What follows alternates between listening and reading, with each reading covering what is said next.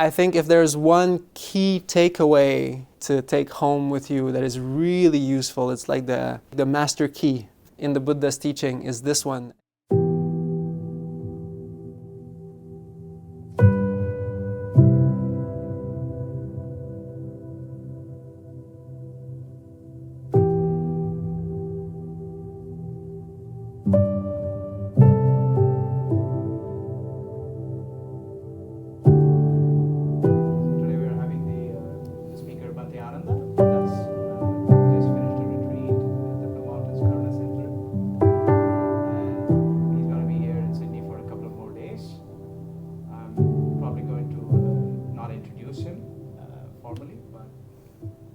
Informally, he's a great friend of mine and a very good companion in the holy life. And I'm just so glad that we could make this session happen today. So thanks to everyone who joined. Thanks to Western Sydney University for helping us host this. Thanks to the Mettā Centre folks. Thanks to all the people who have assembled here. Thanks to all the folks who have joined us online. So without further ado, I would like to ask Bhante Ānanda to lead a short meditation session, followed by a Dhamma talk, and we can have a Q&A starting around 8 p.m. Okay. Thank you, Bharat. Wonderful. Hello again. Welcome again. Great. So we'll start with half an hour, 20-minute meditation. And I'll be guiding kind of the usual, very simple, loving kindness and somatic release a little bit. So I invite you, can everybody hear me okay? Is it on the Zoom? Yes, okay, great. Thank you for the thumbs up. Awesome. Okay, so please take a comfortable position. Allow yourself to find ease in your chair or on your cushion. Perhaps taking a deep breath.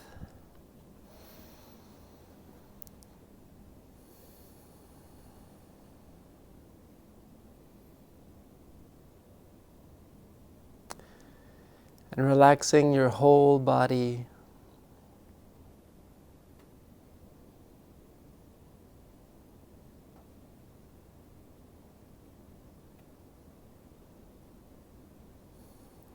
Like a waterfall of release falling from your head down to your shoulders,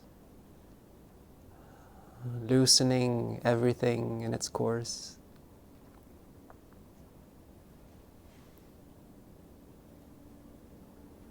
Any tightness, rigidity,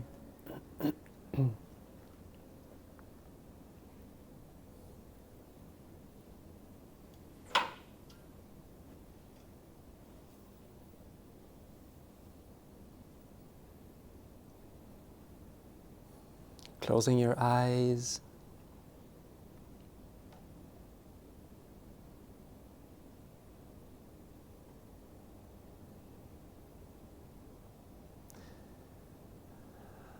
And allow yourself to relax completely.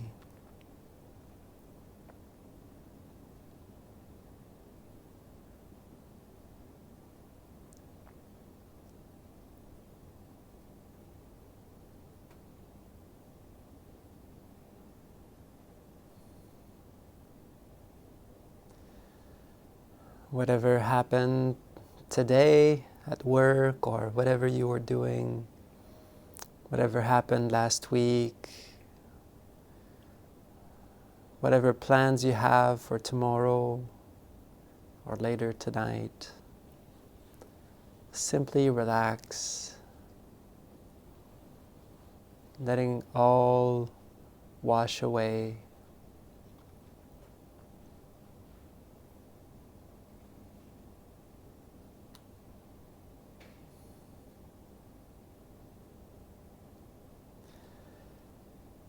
And notice how good it feels to just relax, let go, and smile.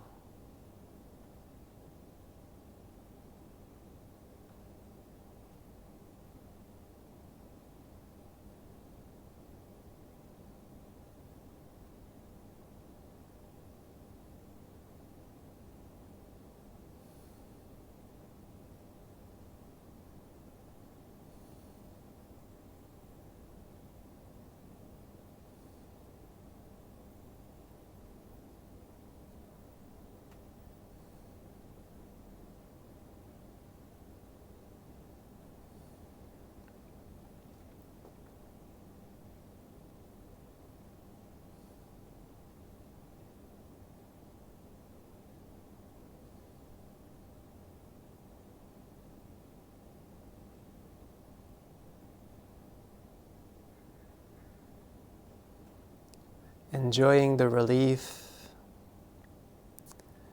and perhaps feeling awareness trickling into your whole body slowly as you let go of all the thoughts in your mind and relax any tightness in your body.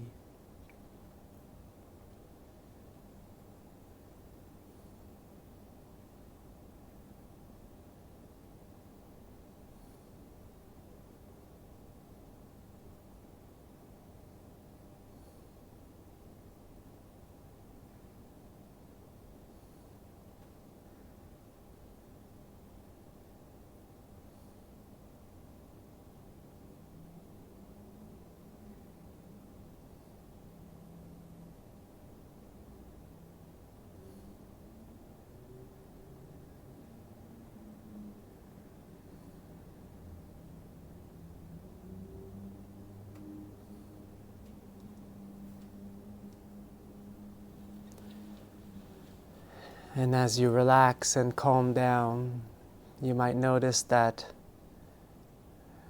your heart becomes a little more open, takes in more room.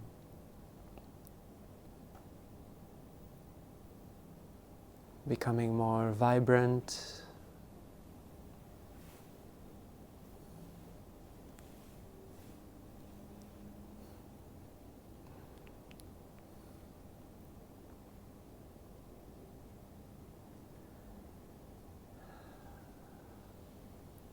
And naturally, as you relax and smile, slowly getting acquainted with the natural love in the heart, slowly becoming more perceptible, more audible.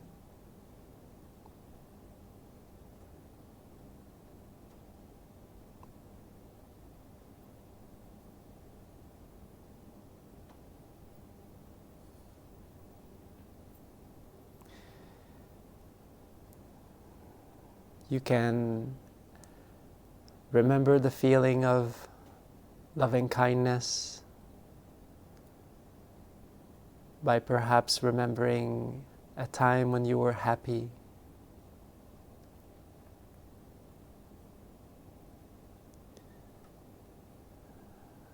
Maybe it's a success you've had lately, or someone you've seen doing some good actions, helping somebody else. Maybe it's a place in nature that you love.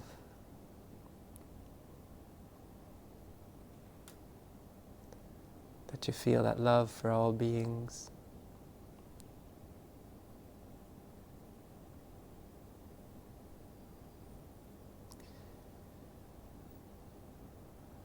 Whatever helps you feel and experience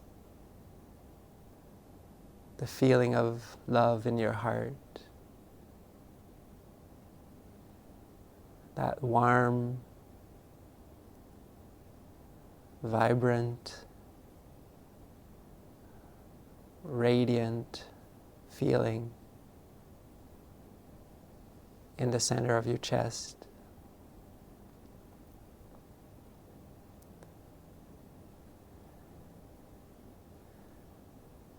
That same feeling you feel when you spend time with children, perhaps.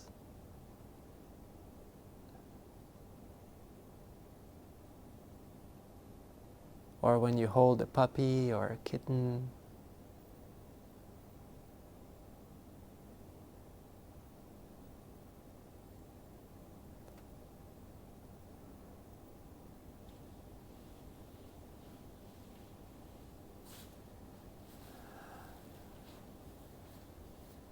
That warmth in your heart that perhaps makes your spine slightly tingly, your palms warm.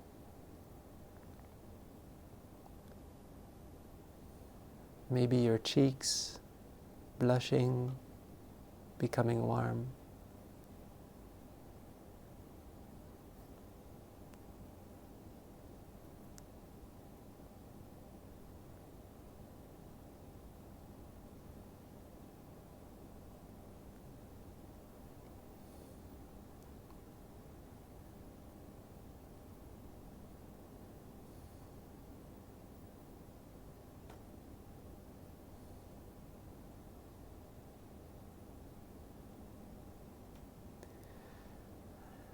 And you can make a wish for yourself if that helps you, saying, may I be happy. May I be able to feel love here and now.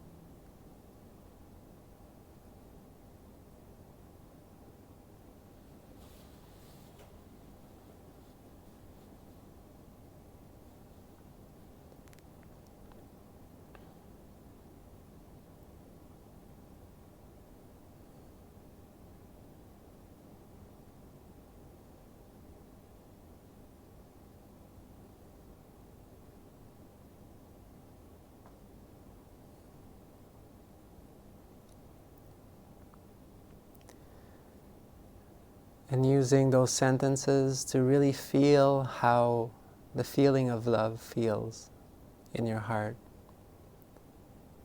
That radiance, that warmth. Like somebody stroking your heart with a feather.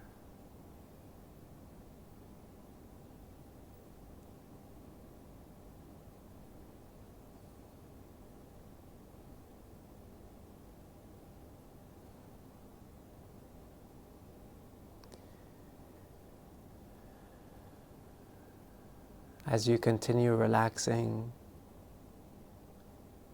feeling the love suffusing your whole body.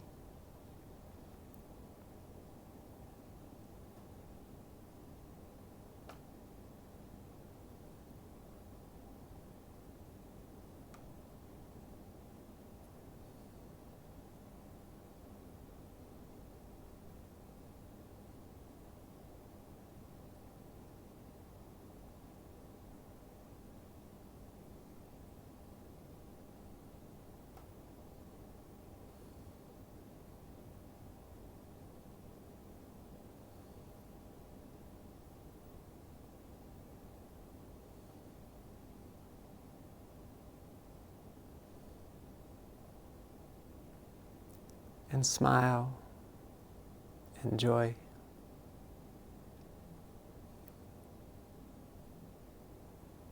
The more you smile, the more you enjoy, the easier the loving kindness will become, the more natural.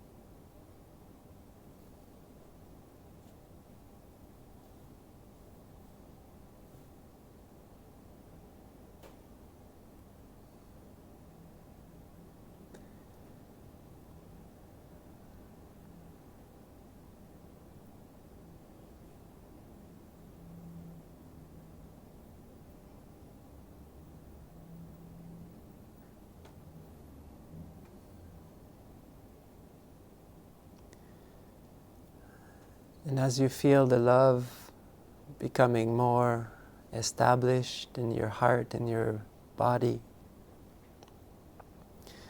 you can even remember perhaps a spiritual friend, a Kalyana Mitta,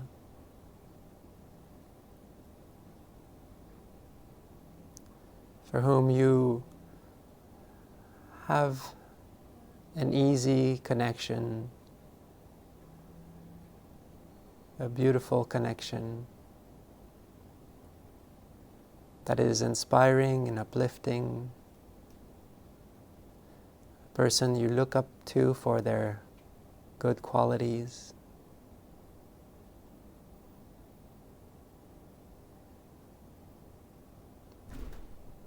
It could be a friend, could be an auntie, could be a teacher.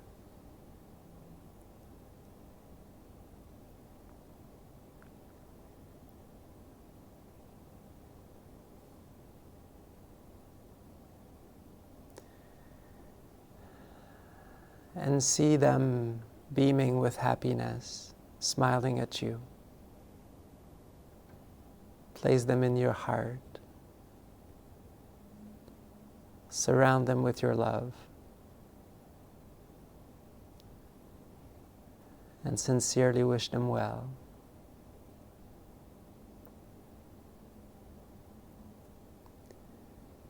May you always be happy. May you always be loved.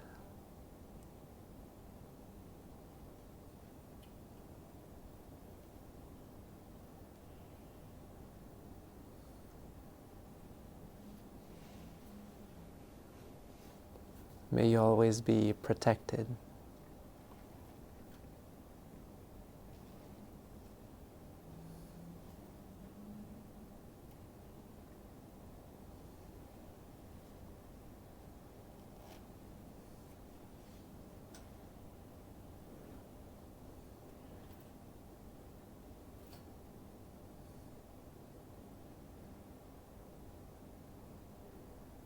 And smile.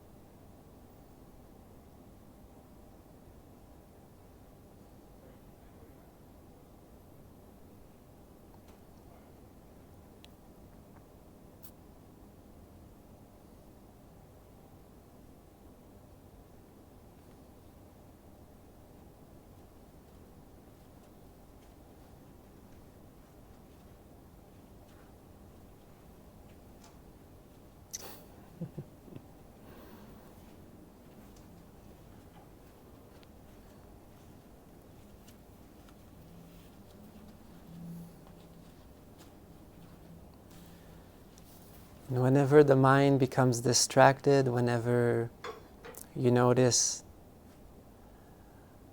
that you're thinking about something else, planning for something, thinking about whatever somebody said to you, you've left the meditation, just recognize that the mind is gone and there's a little bit of tension in your body.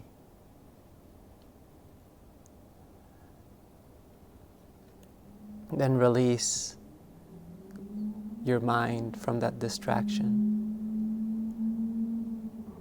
Simply stop feeding it your awareness and relax.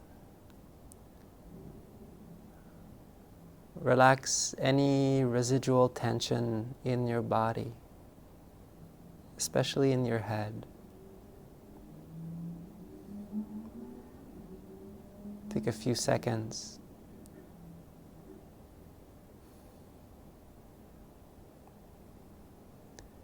And then feel the relief and smile again. Uplift your mind. And return back to loving kindness. With that calm and uplifted mind.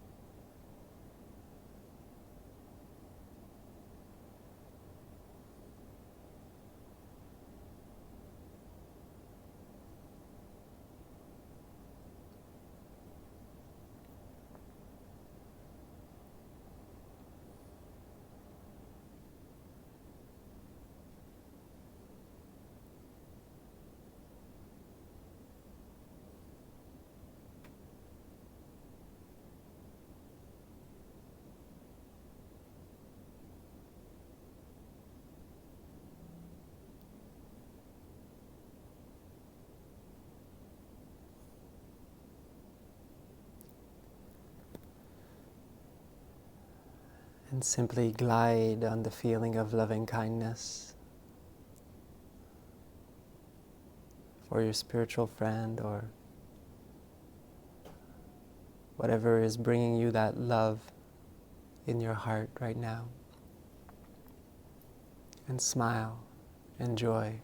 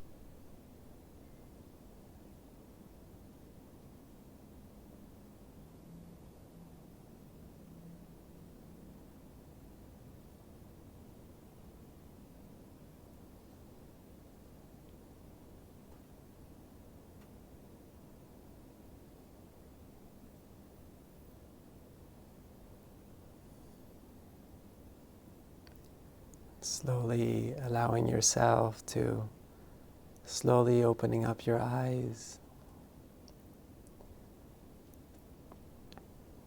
welcoming your senses again,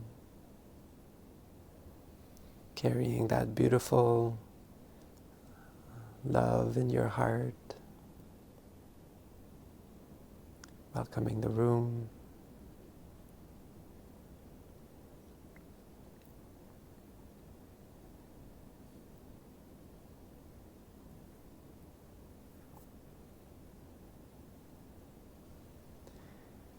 Slowly getting ready to incline our minds to the Dhamma.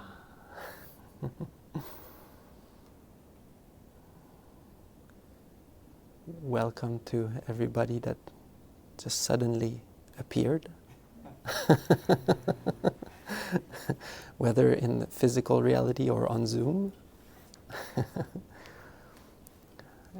And thanks for having me again. Stuck with me one more evening. Great.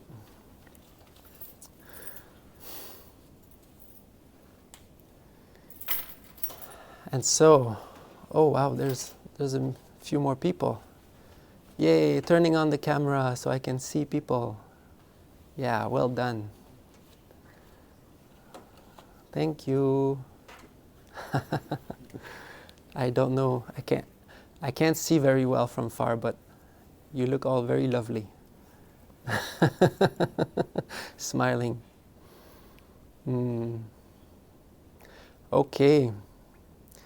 So tonight, somebody approached me today and said, "Oh, Bhante, you're talking about mindfulness tonight," and they got really happy. And I said, in leadership. It's like, oh. What do you mean? So I think it's funny to see the reactions today. But hopefully I can I can show what I was meant to talk about as a bit of a more general topic that touches everybody. But I'd be curious to know, when I say this word, leadership, what do you think? So what's the first image that comes into your mind? Just curious. People. People, good, yes, that's a good start. Yes, very good. Guidance. Guidance, very good. Guidance, yeah. Manage, yes. Organization, organization, very good. Inspiration, good. Another inspiration. Yes, good. Power. Yes, very good. Responsibility, yes. Very good. Touching very interesting topics. Somebody else says in service of others. In service of others. To provide direction. To provide direction, yes. Well, this is a very wholesome group. Very, very wise and wholesome group. Good. Okay. Simpson had to do his thing. He says, sack or fire. Yes. Yes, very good. Respect. Good. Yeah. Well, one of the reasons why I wanted to maybe talk about this topic tonight is that actually there's so many beautiful ways in which it correlates with the Buddha's teaching, but also it came on the topic a few times in the recent past, and one of the things that I did in the past was this. I actually studied in adventure tourism. Ooh, so that was unexpected, and we actually had leadership classes, and I thought this was interesting. And this whole journey through guiding people outdoors and understanding group dynamics and what leadership actually is was actually almost a Dhamma journey in itself without knowing Dhamma before I got to know Dhamma. And we would often kind of have a lot of theory around lots of things, like I don't know how much theory you can get about sea kayaking, but which was another funny aspect of these years of studying.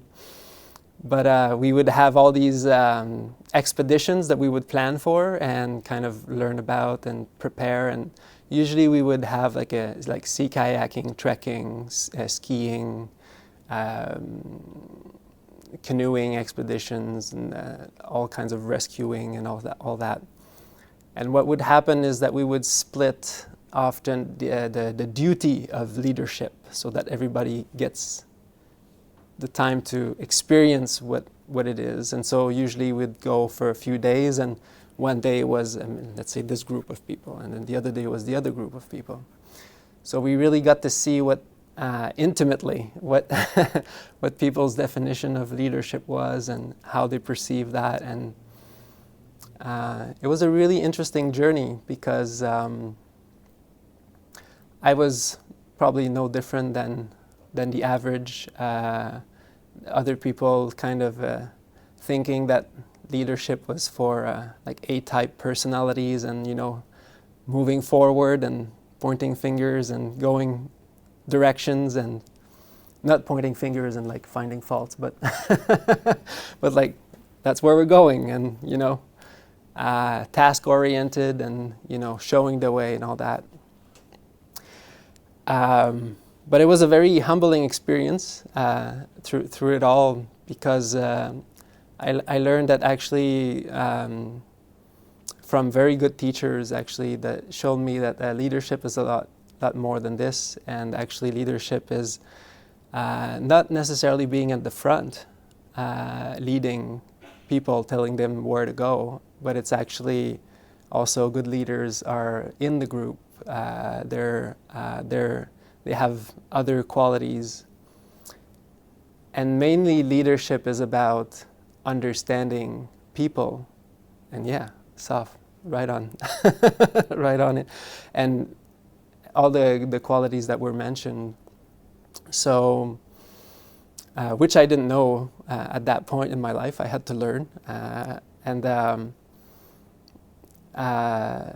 You know, it was really interesting to notice that, well, you know, what's the point in being the leader if nobody wants to be with you?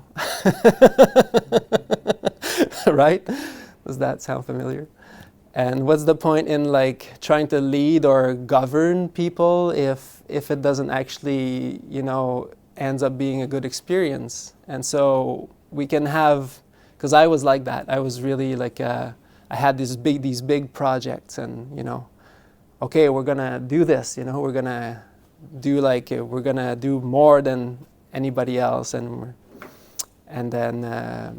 but then it ended up in situations where, you know, like some people are just not meant to be doing that, and they're still part of the group, and they also want to have a good time, and we're like all on this mountain ridge with like a tarp that's like tearing apart in the wind because we're trying to take a decision. Are we gonna like abort the whole expedition and turn around, go home, and hopefully try to find some good things along the way to go back? Or are we like actually pushing and, you know, through discomfort, through frostbites, and through what could be potentially leading not to great output? But we could say at the end that we did it. And so, in so many ways, it was very humbling, and to learn that actually good leaders are not necessarily always at the front. The good leaders are the ones who understand people, who know how to work with people, and you know, it was really funny. We had these really long theoretical classes about outdoor leadership and the different kinds of leadership and exams on that. And does anybody have any idea? Like, is that familiar what I'm saying? Does anybody know any kind of leaderships, the styles of leadership? Rich is, it's like, yeah. Great. Servant type leadership. Great. What else is there? Autocratic. Servant type, autocratic. Wow, great. Yeah, Diplomatic, yeah. I can't remember the rest. Yeah, like laissez-faire, or like to let just people loose, let go. Yeah, get out of the picture completely. Yeah, so many. Wow, that's amazing. Are you a teacher in leadership? I like reading. Yeah, great. Yeah, and I thought these styles were transactional, transformational, or inspirational, because I also forget what I've learned in those years. Coaching, servant, yeah, very good. And but when I was reading, I even remember my exam, and I thought, why am I learning this? Because, well, it's really interesting to know them, because they're actual situations where, that's how I felt in the end, is those are like situations in which there can be a leader, and that you know, a kind of leadership that can be applied or that fits more a certain context. But in the end, I felt like it kind of boiled down to two kinds of leadership. One that is much more like task-oriented and goal-oriented. That is more like, and sometimes you'll have like a job position, for example. It's like a title you get, and you get to manage people. And so that's a kind of leadership, but it's kind of it's like in the Sangha we have the seniority. So that's kind of imposed, like you were not, like somebody can be 40 years in the robe, but what would be a good example? Somebody can be a long time in the robes and they could be younger, and somebody is older and less long in the robes, but the seniority is still the younger one has the most seniority. So there's these types of leaderships and positions, they have their limitations, obviously. They work a certain function, but and so that's kind of like that's this whole area where there's a kind of a management or a leadership that is more kind of not imposed, but kind of like hierarchical, and we have to do certain things. And there's other kinds of leadership, the opposite type, which I like to see it as more like a natural kind of leadership, which is there is a goal, but there is like a cause, and usually it's a very kind of inspiring. So you can tell that already where these different types of leadership would be more, and people are following through example, following because they're uplifted to do so, following not necessarily to follow, but to actually support a cause, to kind of get together.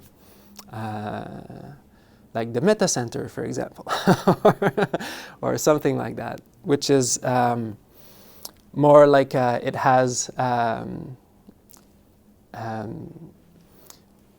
people are part of this because of the good qualities. And I think, of course, each of them have their pros and cons, but that's what I feel is quite beautiful with the Buddha's teaching, is that that idea of refuge. And so when we take refuge in the Buddha, the Dhamma, and the Sangha, we're not actually taking refuge in something that we have no idea what it is. The Buddha was actually a very natural leader. He was not he didn't want to be a leader either. He couldn't care less about being a leader, but he was, like Mahatma Gandhi was, like all these great leaders like Nelson Mandela, or because they had a cause, they had a vision, and they had that people skill also. They actually, it was a very selfless action. And so when we take refuge in the Buddha, the Dhamma, and the Sangha, we actually take refuge in the good qualities of the Buddha, of the qualities of the Dhamma and the Sangha. If the Buddha was a jerk and the Sangha was misbehaved, and nobody would want to learn anything from them, right? Because it wouldn't be inspiring. Yeah, and for me, that's kind of how I see the Buddha being this person in whom we seek refuge for, basically taking example in his good qualities and his good behavior, because that's how he was known to be. And some people were asking they were wondering if that talk was going to be just to CEOs of companies, or but it's not, because really it's so much in line with the Buddha's teaching that we are responsible for our own lives. This is the law of karma, Kamma. And in a way, we're all leading our own lives. And so what I'm saying tonight is not just directed at leaders of particular institutions and things like that. But whatever we do in life, we're actually influencing people around us with every single decision and choice that we make, and everything that we do. There is an impact, and I really like this study that came out. Actually, I wanted to talk with Bharat about it, but we'll talk about it later. So that it's this man who I really appreciate, Dacher Keltner in Berkeley, California, and his lab has come up with a study that showed that if you're actually kind to somebody, that person is actually very likely to be kind to somebody else. Actually, they will be kind to somebody else, and then the line goes down, and so which is quite interesting because it's proving karma, and it's which you don't necessarily need a study, but nowadays it's quite appreciated and impactful to have science backing it up, and so we kind of think it's normal, but I just like that it proves that whatever we do in life, it will affect everybody around us. And so we're all leaders of our own lives.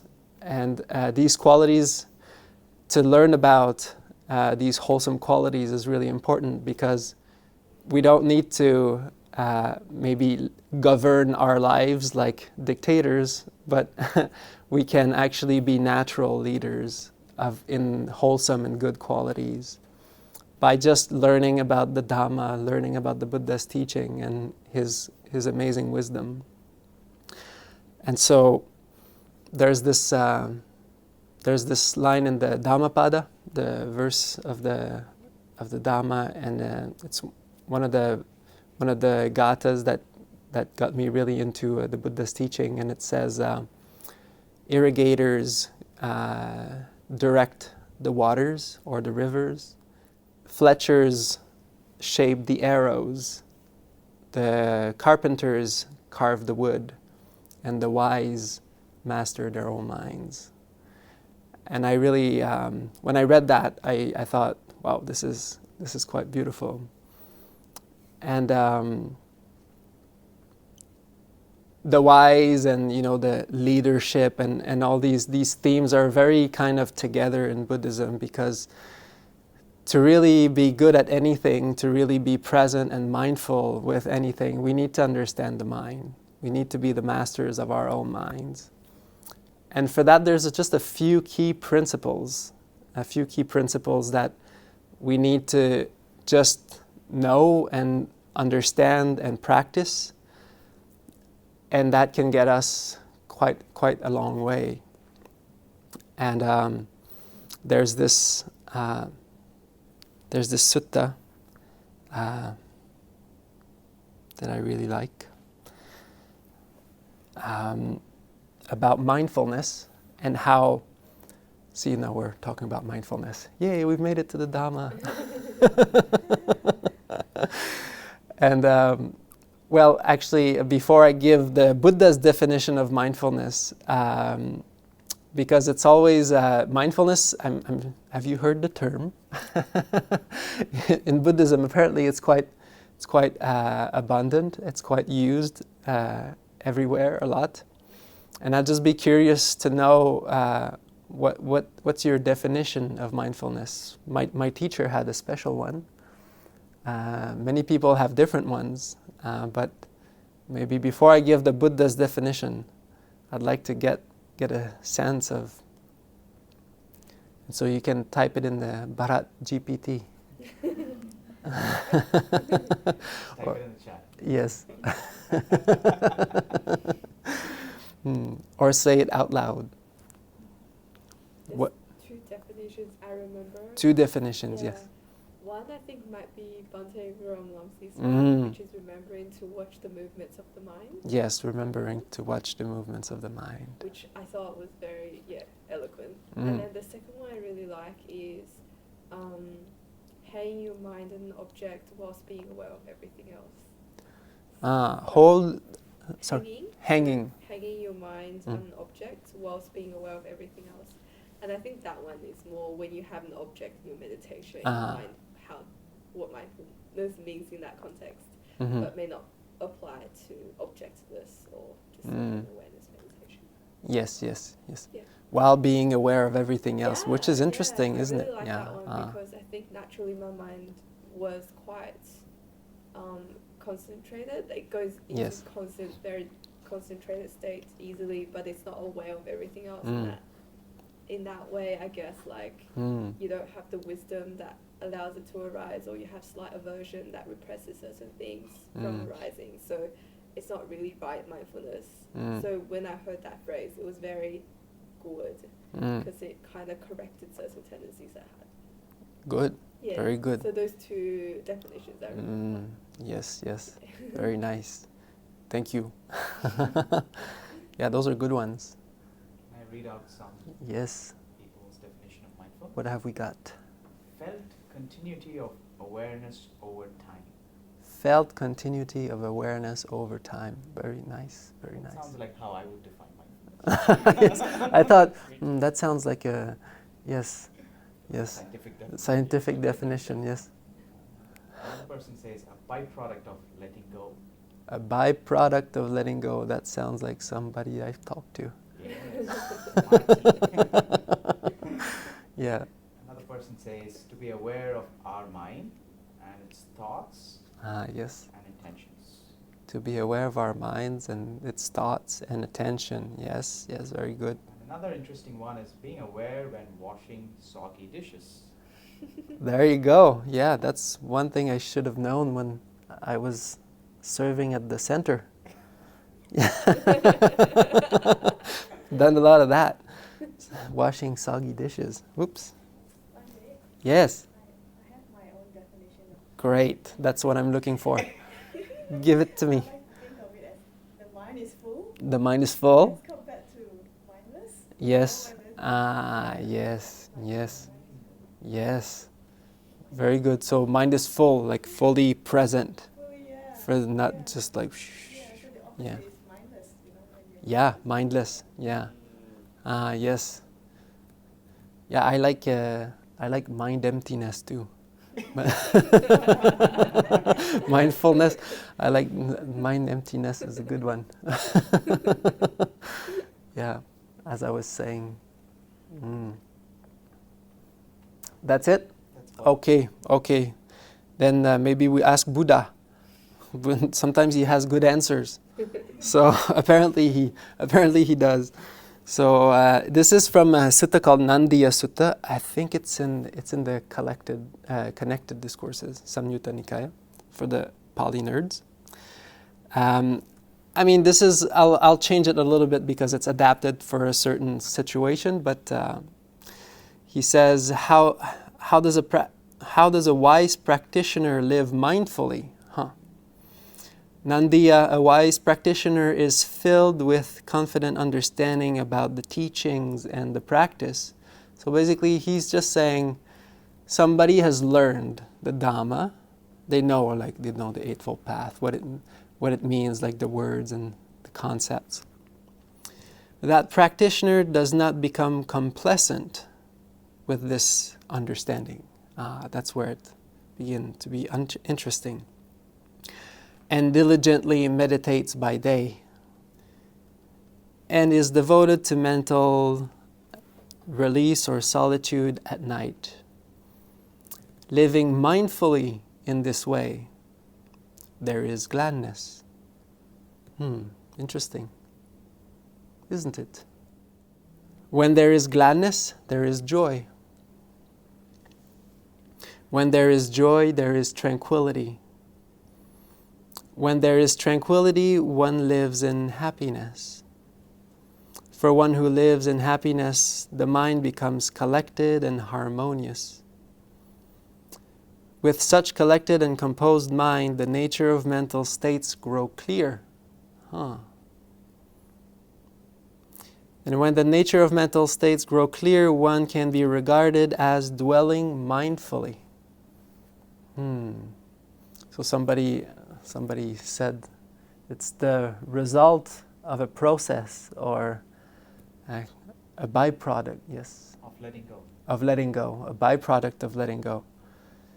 And I really like this sutta because it's actually giving a very interesting definition of what mindfulness is.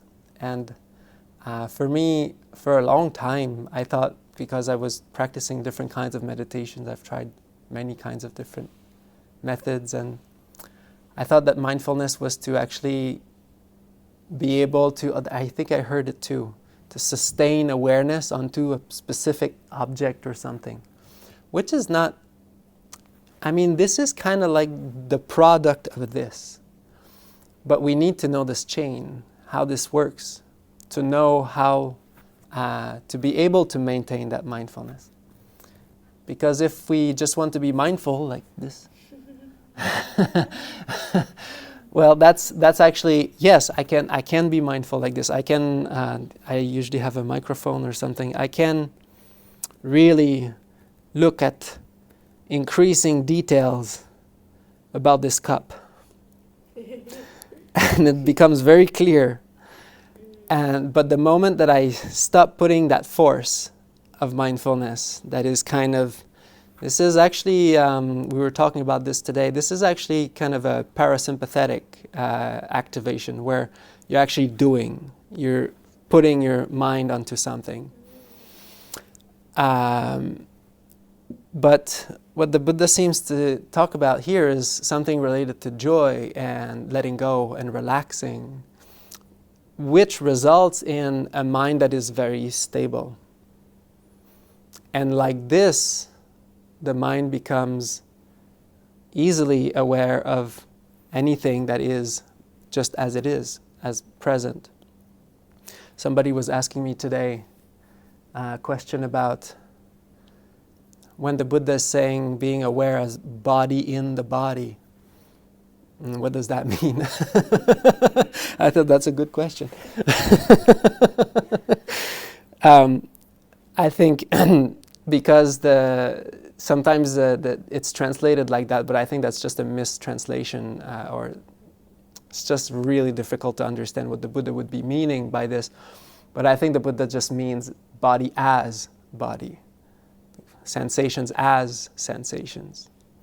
And when the mind is leveled, when the mind is balanced, there has been that joy. In other suttas, the Buddha clearly says that the joy is the purifying agent of the mind, is the cleansing agent of the mind.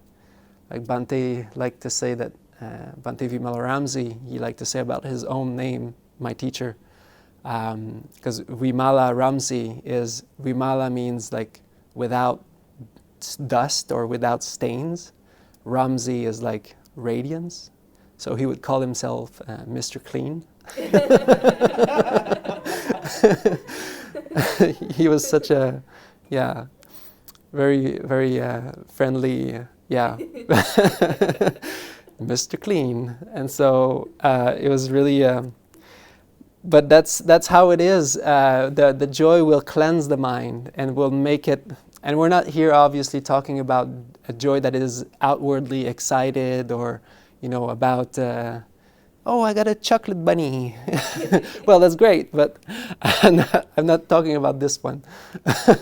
I'm talking about the joy that comes from very wholesome states. So, like the Brahma Viharas. Somebody knows the Brahma Viharas? What are they? This is the quiz. I think the first one is, Ken, you've been to the retreat, you know all of this. Come on. Yeah, it's been a long day. It's okay, we'll ask somebody else. We'll give the balloon, the pink balloon, maybe the pink balloon can be the talking stick.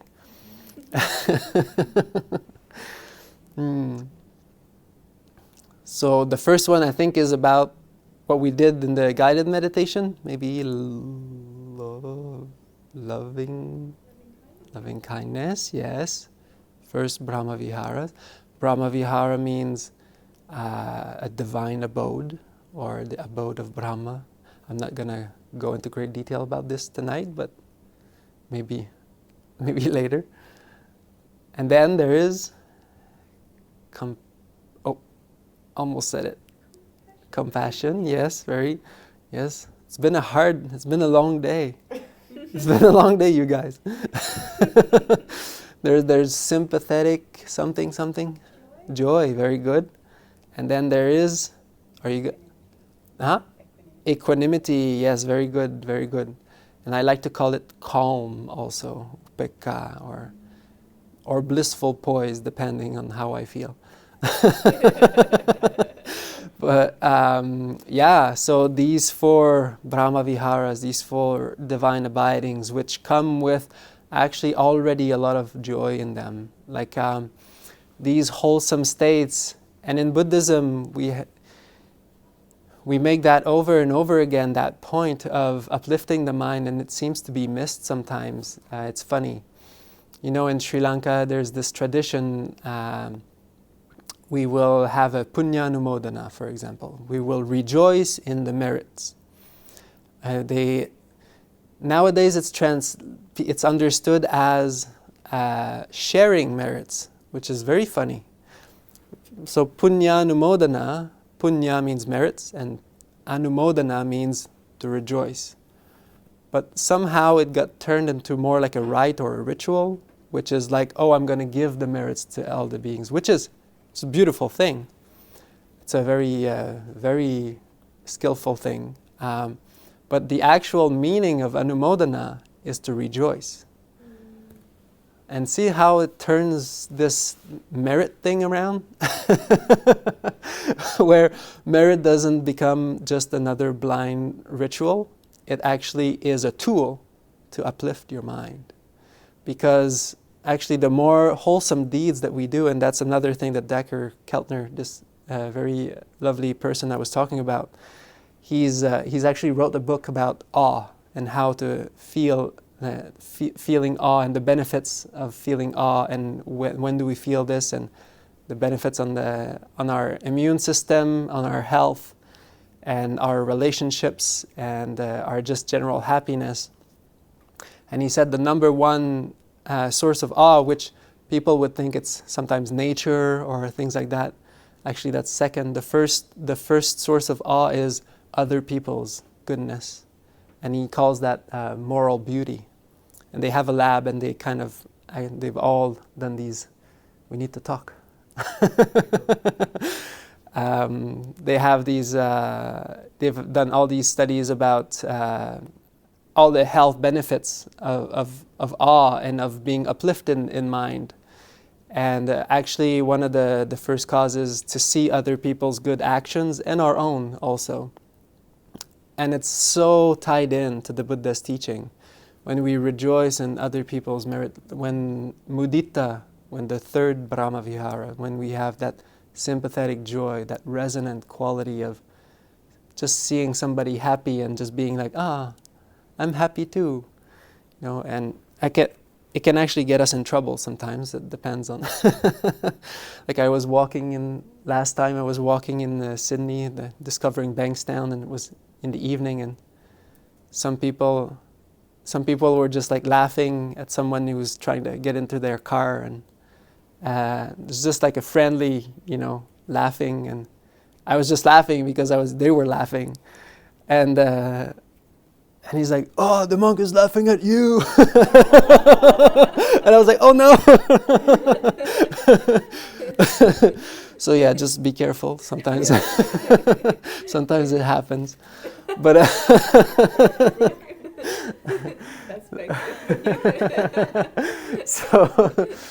So yeah, but usually it's pretty harmless. It's very rare it will happen. Usually it will just raise the vibration. So, but yeah, it's just, and so we, when we tap into these resonant qualities, and it's actually all of these qualities are meant to uplift our minds. When we rejoice in other people's happiness, when we rejoice in the merits, in the good deeds, basically that's all it means. You see somebody helping, a poor kid on the street or something like that. It's so heartwarming. It's so uplifting. And this is actually what the Buddha said that we're meant to cultivate, to feel that more and more and more, and to find reasons to feel that. And when that is there something I'm missing from the Zoom people? Because there's a bit of a... Yeah, there's a bit of a banter going on. Okay, good. I'm feeling some great, good.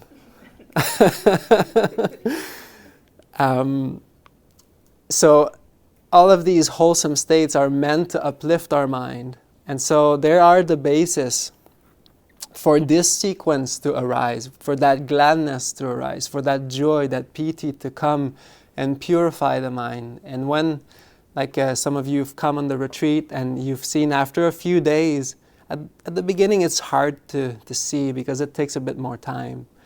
But after a few days of just continuously bringing these up, it actually clears and cleanses the mind.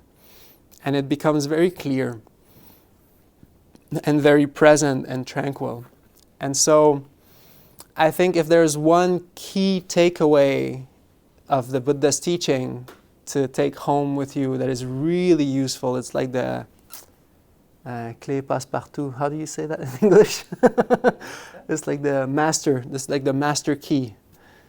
It's like the master key of, oh, this is bright in here. Hello, everybody. You got sunscreen? Okay. Slightly brighter. Yeah. Great. Is it AI? Not yet. Not yet. It's getting there. It's trying to be. But okay. Okay. Eugene is the intelligence. Great. Thank you. Yeah, so if there's one key master password in the Buddha's teaching is this one. And do we have the bookmarks? I forgot to. Line up over there. Because they have the password. The password is on the bookmark. I'm going to pass them around, Dave.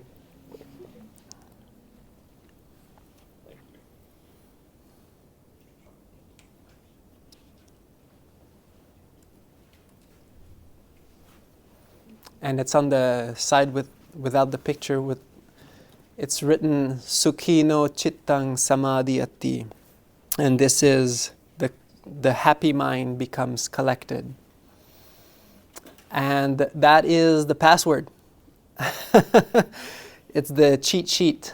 And once you know that, you understand the whole meaning of the Buddha's teaching, why we're talking so much about these wholesome states, the Brahma Viharas and rejoicing in the merits and all of these things, is because the more we make of this and the more good actions we have in our back seat, we can just look and it's like, yay, I remember that. That was nice. That was fun. Somebody was telling me on the retreat they didn't really find a good spiritual friend, but they remembered a time where they served the Sangha somewhere, for example, and it was very special to them and very uplifting. It had that really strong feeling. And I thought, well, that's exactly what we're trying to do. And so these memories is like, it all becomes a tool, and the more good actions we perform, the more we actually have in our happy bank to collect our mind. And so I gave a talk at the Bank of Ceylon in Sri Lanka just before I came to Australia, and I was talking about the happy bank. Anyways, invest in the happy bank. So that was kind of drifting off here. Yeah, but so all we're doing in Buddhism, in the Buddha's teaching, is all about uplifting our mind, which actually in the end will also bring, it's in other researches, but when we feel joy, when we meditate, when we feel compassion, kindness, activates the vagus nerve, activates the release in the body as well. We've got doctors in the room. I'm looking for approval. And basically, it's also called a vagal reset, a vagal break. It will actually pull you out of the sympathetic kind of active forward, like real leadership mode, and to go into more of a rest and digest, recuperate, healing kind of mode that is more tranquil, more present, that has a lot deeper awareness. And the Buddha is not talking about the vagus nerve, but I wish he did, because it's really, really, really close. And when I read this here, how that joy brings that tranquility, and it's really true, and it's proven scientifically. When we feel kindness, actually, it triggers that mechanism in our bodies, helps us relax and be more present. And so, in that way, do we have a lot more time, or should I Bhante, can we go into the Q&A? think about? Yeah, I'll just wrap up quickly because I wasn't sure I can talk or not, or I can just. And yeah, so I think just understanding that and remembering how the wise actually master their own minds. It's not. That's just a very beautiful advice for everybody. You know, if you want to be your own master, your own guide, your own leader in your life, lead a good life. It's all in the mind. And so whatever craft you do, whatever your profession is, I'm talking like in the suttas, you know, they're crafts, and it doesn't really exist that much anymore. But and so whatever your field of expertise is, knowing this will actually make you a lot more proficient, a lot more stable, calm, empathetic, present for people, and hopefully be a leader in good qualities for everybody around you. Remember that there is the law of karma. It's been proven now by science. When you're kind, other people are kind. And guess what? It usually comes back to you. And so, yeah, so that's how to be good leaders of your own lives. That's what I take away from my 3 years of adventure tourism. It's like, Dhamma, the Buddha's got it. And remember to be happy, to uplift your mind, to do good deeds, because that will really help you every time. And so, on this, maybe there's some questions. Yes? Thank you so much for that very comprehensive talk, touching many topics at the same time. Mindfulness, leadership, joy, brahmaviharas, retreats, smiles. Yes? We have a question, Bhante. We were discussing the definition of mindfulness. You were saying that it has to be joyful, unforced, cooling, relaxing. And somebody asked, is this part of dropping concepts as well? Is there any active thinking? Yeah. Yeah, so, well, that's actually a beautiful thing that's found in the sequence of the levels of meditation when the Buddha is explaining the jhanas, for example. At the beginning, he's very clear there is a kind of an activity going on, but it's wholesome, it's fully wholesome. So we bring up, for the Pali scholars in the room, this is Vitakka Vichara, which is, well, it's translated in many different ways, but mainly thinking and examination, or thinking and reflection, which is something I prefer a little bit, or imagination. And at the very beginning stages, we're using that thinking to bring up wholesome things. Like we've done the meditation, we've all started, remember a happy memory, a place you have felt love, or a person, a spiritual friend. Those are all activities that are skillful, that we use to bring up that joy, that gladness, that loving kindness. And then the next step, the Buddha says, well, it's great, but if you keep repeating these things like, oh, may I be happy, may I be happy, may I be happy, may I be happy, may I be happy, may I be happy, may I be happy. And then at some point you could just be feeling it, and that would be enough. And so at first we use it to direct our mind and to kind of feel that, and then at some point we notice the repetitiveness of it is actually getting in the way of the mind calming down. So that's where all the concepts are starting to get. That's when kind of like the bird was like flapping on the ground at the very beginning. It's like using this imagery and this thinking, flapping on the ground, and then Second level is like, okay, we're off the ground and we're starting to fly a little bit more. Like we can actually have that momentum, that joy, and it's going on. So no need to. So like that. Mm-hmm. Thank you so Yes. much for that. Mm.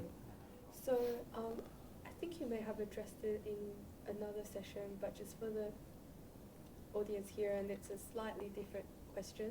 Mm-hmm. When cultivating feelings like metta and so on, how do we watch out for craving that arises associated with wanting this feeling and expectations of this feeling to feel a certain way rather than feeling the feeling itself, Mm. and expectation of stages and progress and so on that can often be very subtle in your practice, and when unnoticed it can actually direct your practice in a more harmful rather than helpful way. How do we watch out for those really subtle things? Yeah. That's why I put a lot of emphasis on enjoying your practice. So I could say a lot of fancy things and theories around all of this, but if you enjoy your practice, you're not going to be thinking about where you should be or where you could be or how the loving kindness should or could or would feel like. Because yes, these are actually pretty distinctive hindrances to progress. And to be honest, there's this is not a path of attainments or, of levels of meditations or, the levels of meditation are just like a roadmap or a guided meditation kind of thing. This is kind of what to expect your mind will be, and it's useful to know. But to wish for something else is completely 100% contrary to what we're trying to develop.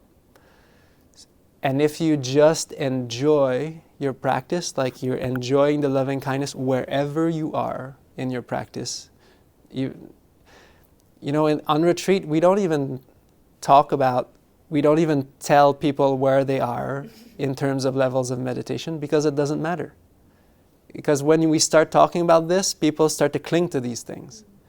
And we're just asking very light questions, and usually by the way people talk and people express how their meditation is going, I can kind of tell where they are. And actually, to be honest, they don't even need to know. Maybe later you'll be like, oh yeah, okay, that makes sense. That's how it should be. That's how it's supposed to happen. So if you're trying to get somewhere, it's like you're in Sydney and you're looking at the map and you're like, oh, I should be in Brisbane right now. But no, you're in Newport, or is it Newport on the coast there? Anyways, so so you're not there yet, but you're looking at the map and you wish to be there. Well, this is just not going to help you. So, but if you and even I tell that very simple, that tip even to very advanced people. Well, advanced or just seasoned or experienced meditators, because actually there's a big hindrance for them too, to actually try to get to somewhere deep that they've been, and that's the number one actually hindrance. But if you move the perspective or the intention in the mind from, oh, I really should be there and I really have to this is so good. You're going to get there whenever the causes and conditions will be there. And once you see it like that, there's only one path. There's only one thing to do, is to continue what you're doing. It's actually very simple. Great. Great. Good. Very nice. Yes.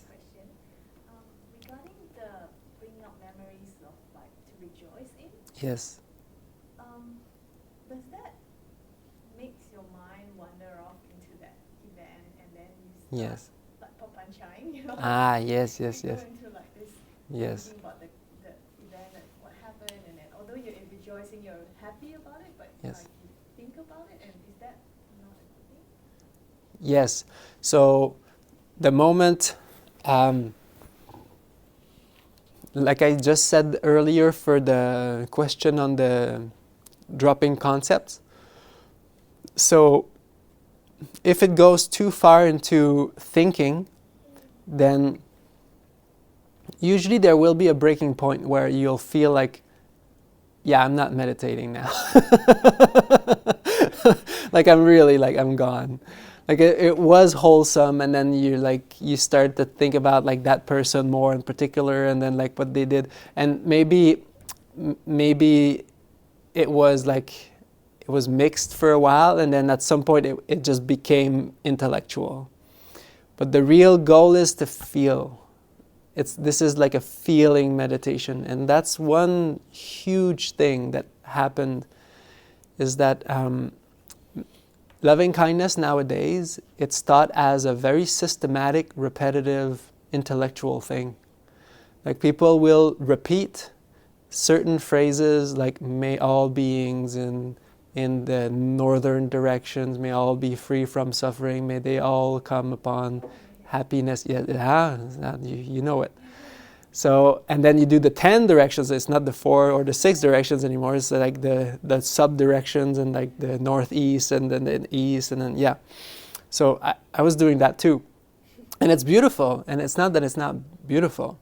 But the thing is that it doesn't go very deep, because you're never dropping that intellectual part, and it's not actually in your heart. So it's a very surface kind of practice. It doesn't go that deep. But what we're trying to do here is we're using what the Buddha is saying, but it's just we're putting more emphasis on really how that feels. And so if you feel like at some point you're just thinking more than you're actually feeling, then that's So you think of an event and then start focusing on that feeling. yeah. Drop the Yeah, you start generating the feeling. Yeah. We use like basically, like I said, everything we do in Buddhism is a tool. Like that merit word, puññā. Merit is just a tool that we use to purify the mind, to make it happy, to make it joyful, in wholesome deeds. But whenever we can just stay with the feeling itself and not even think of anything else, that's even better. Yeah, so that's like the level up. Great. I just talked about how it's not important to level up, but just contradicted myself here. See, that's what happens. Paradox of the Buddhist. Damn Buddhist. Yes, yeah. Way woo way. Bhante, we have an interesting question. The person asks that they have learned so many meditations, so many types of meditations. The question is, should they mix and match? When to know what to use? Yeah, I mean, my own general philosophy, I'm looking at Bharat like I'm talking to Bharat, but whoever said that. Okay. I'm really not trying to, my own philosophy is I'm never trying to like sell my own meditation practice or anything. I mean, like, yeah, come and try it, and it's great. But I think it's about you, and it's all up to each individual to find their way. So what I can say is that if you just munch on a few practices here and there, you might not get very deep. So it's like the analogy that's very classic is like digging 1,000 wells a foot deep. You're not going to get water. or very unlikely, unless it rained yesterday. But if you really if you want to really give a practice or a method a good chance, then allow to just go deeper into one specific field. Like, for example, this meditation practice, it uses wisdom, discernment between wholesome states and unwholesome states. And it's not as quick as just like looking at something fixatedly for the mind to become like concentrated. So doing that is actually faster. But the way that we practice arising, loving kindness, these wholesome states, it takes days on retreat for the mind to really start to get a feel for it. And for really to results to be starting to be very tangible. The mind is starting to be collected, and then we really start to see, oh yeah, oh it's working. And the mind is very stable, collected. I like to call it the pooling of awareness instead of concentration. It's like loving kindness will kind of slowly, the awareness will trickle in from being distracted because it's so wholesome, it's inviting the mind. We're all looking for happiness, and so whenever we're looking outward in anything, we're looking for happiness. We're looking for happiness outside. But once we know that happiness can be found inside with loving kindness, with these wholesome states, with joy, the mind actually doesn't want to be distracted anymore. But that takes a while to experience. And so, for example, in this method, if people don't come to a full 10-day retreat, at least a full 10-day retreat, then it's very unlikely that they'll really get a good grounding or experience in it with like really following the instructions, not mixing up any other methods. Because it's a very different way. Like, it's all about letting go. And ultimately, we're just continuously letting go of all objects in this practice and being supported by only wholesome states. And that's a different movement in the mind, instead of like being like this. So for me, it took me 3 days. I remember my first retreat, my mind was a mess. I was like, what is this meditation? You know, like, I'm not meditating. What are you talking about? Like, my mind is just like a fish flopping here and there, and like, it's just like, what are you talking about? This is not meditation. And then after the 3rd day, I started realizing, oh, wow, this is pretty profound. Like, I never thought my mind could be collected by loving kindness. But it can. And letting go also, somatic release. So, in the end, I would say it's not for me to tell anybody what to do. It's your path, it's your journey. And whatever you feel inspired by and attracted to, you should follow your heart and do that and go to what feels right. And And when you try different practices, try to give them a good, fair, honest trial. Like, leave everything else beside and try it for real, what they're saying. Because then you'll always be in murky waters if you always try to like mix everything. And actually, some people sometimes, and I was one of them at first, you just try everything all at once, but you're not really into anything. Really, like, oh, I'm practicing like Zen Mahamudra and like, Theravada at the same time. And, it's like, well, there's differences, so you probably want to like really ask these teachers who really know what they're doing and teaching for guidance. And actually, you'll notice that it's very rewarding when you follow exactly, and then you can really say, yeah, I've tried this, now I can try something else. I hope this helps. I mean, there's no absolute answer, so. Wonderful. There's another follow-up question.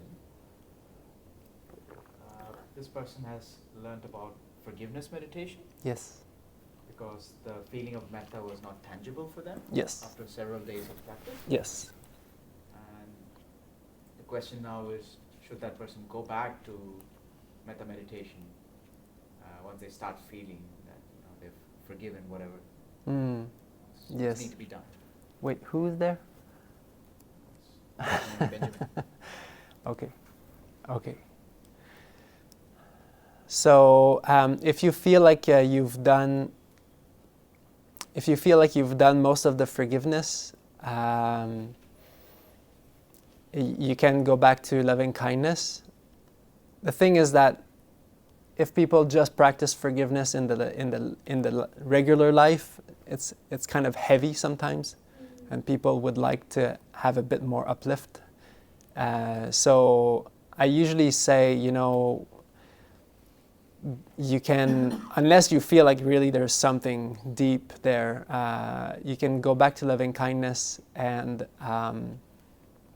for however long you can or want, and if something stronger and deeper and heavier comes up and that needs to be forgiven, then you can work on that whenever it arises. And that will slowly, because the loving kindness, what we're doing in this practice is we're opening up, and so we can't hide these things anymore. So they're just going to come up. Whatever we've put in the closet, then we'll have to look at it. But the beauty of this is that it actually lightens up the mind, and it makes metta so much more tangible, and so you can actually use it more and more. So I would say there's no problem with using loving kindness.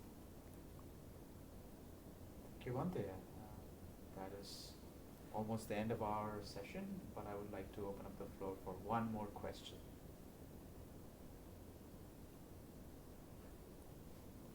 I want to ask you about this sentence. Yes. So the happy mind becomes collected. What does that mean? Yeah, great question. I mean, I'm saying this is the master password of Buddhism, and then I'm not saying what it means. Well, yeah. So the happy mind becomes collected. So this is in Pali, Sukhino Chittang Samadhiyati, which in the sutta that I read, the teaching that I read, this sequence where the Buddha talks about gladness leading to joy, leading to tranquility in the mind and in the body, that tranquility leading to happiness, sukha, that ease, that sense of very comfortable ease in the body and in the mind. And when that becomes established more, and this is not like a instant noodle kind of phenomena. Which is usually my favorite.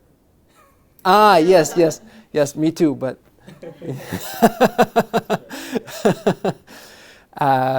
no, I'm just saying that it's a process. So as we meditate, this will arise more and more.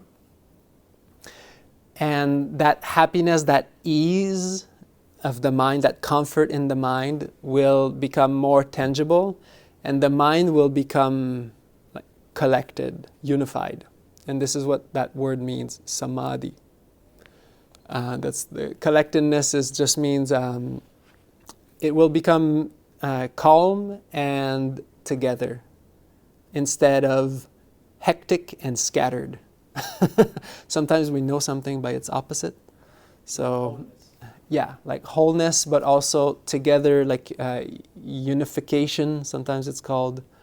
And the deeper we go, even as at some point, even the sense of the body will actually become too intense or too coarse for the mind, and the mind will become very, very collected, like unified, just resting in itself. Because the mind, when it's not running here and there, it's actually just resting there. And it's completely effortless. There's a stage where it's like a zero gravity kind of. It's quite interesting. The mind, when it's rid of all of its defilements or distractions, it flows, the asavas we call it. It actually just stays there. It's like a little, like floating, glowing ball of awareness. Well, not literally, but because when it's happy, when it's developed and it's content, and it's got all these qualities, it's actually not interested. Like it, when you have happiness, you're not looking for it. So, so it's just completely happy here. And so that's what. Your question and your question as well before. Yes, it answers a lot of questions. The first Yes, good. because when you're happy, this is my reflection. Yes. When we're happy, Yes, we don't care about other stuff anymore. exactly. If you really enjoy what Uh-huh. you're doing, Uh-huh. if you really enjoy where you're eating, Yes. you really just enjoy it.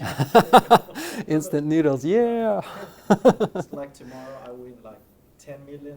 Yes, yeah. I wouldn't care about what other people talk about me because Yeah, I care, there you just- go. Just win a lottery. Yes. So, Mm-hmm. Yeah, Yeah. really appreciate your teaching. Yeah. Oh, good. Wonderful. Wise question. Very good. Now we got the master password all checked out. Everybody is saying thank you in the chat. Okay, I'm getting the formal sadhu. Okay, good. Can we share merit? Okay, before we- yes, we can share merit. Okay. May suffering ones be suffering free, and the fear-struck fearless be. May the grieving shed all grief, and may all beings find relief. May all beings share these merits that we have thus acquired for the acquisition of all kinds of happiness. May beings inhabiting space and earth, devas and nagas of mighty powers, share these merits of ours. May they long protect the Buddha's dispensation. Sadhu, sadhu, sadhu.